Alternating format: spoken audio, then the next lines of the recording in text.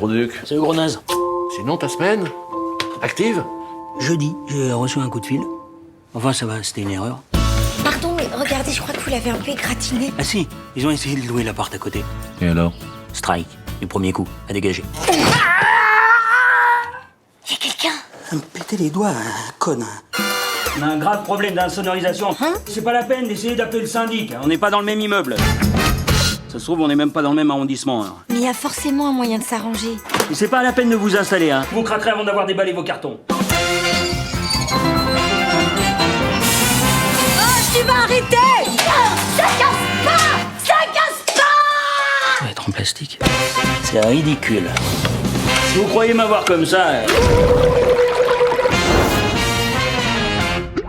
Je suis pas particulièrement à l'aise en société. Non, puis je trouve que c'est fou et à quel point les gens ils peuvent être. Je crois que j'ai rencontré quelqu'un. Non! Vous êtes comment? Grande et blonde. Et vous? J'ai les yeux foncés, type méditerranéen, les cheveux un peu ondulés. Mais vous êtes chez vous? Ah non, je suis ici. Tu t'es fait vachement belle pour dîner avec moi. Bon, en fait, on est 4. Bonsoir Charlotte. Qui parle? R-E-S-P-E-C-T. C'est R-E-S-P-E-C-T. Bah oui.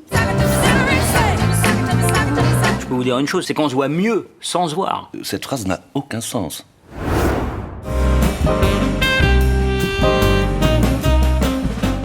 Là, j'ai accepté de faire le rôle parce que je savais que je pouvais... c'est un personnage, comme vous avez vu dans le film, qui est souvent seul chez lui, donc qui est un peu enfermé, misanthrope.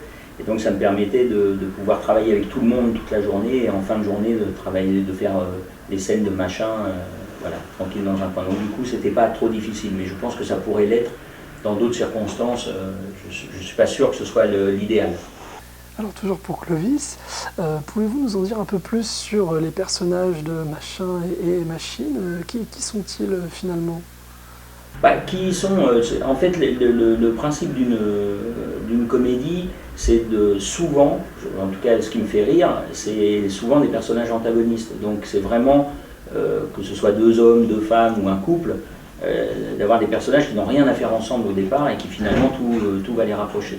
Donc il y en a une, c'est une jeune femme, jouée par Mélanie Bernier, qui est une jeune femme qui sort du carcan d'un homme qui manifestement pendant des années l'a un peu étouffé et qui veut prendre son envol. Alors elle est pianiste et elle arrive dans un petit studio et elle va se lancer parce qu'elle a un grand concours à faire et il va falloir qu'elle travaille. Il s'avère que son voisin le plus proche est ce personnage de Machin, qui est lui un inventeur de casse-tête et qui vit que chez lui, enfermé, reclus un peu, et qui a cette notion un peu misanthrope de donner des leçons un peu à tout le monde et qui a besoin de silence. Donc c'était d'opposer deux personnages, quelqu'un qui a besoin de silence et qui travaille sur quelque chose de totalement enfermé, et puis quelqu'un qui au contraire doit s'ouvrir à la vie et qui fait du son, puisque par définition le piano ça fait le beau.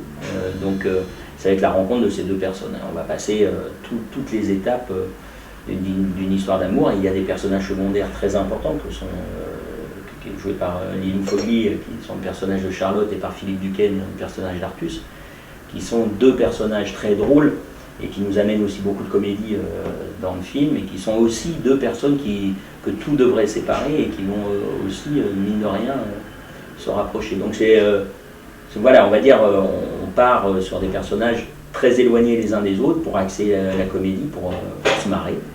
Et puis j'espère qu'à certains moments, voilà, on va au-delà du rire. Voilà.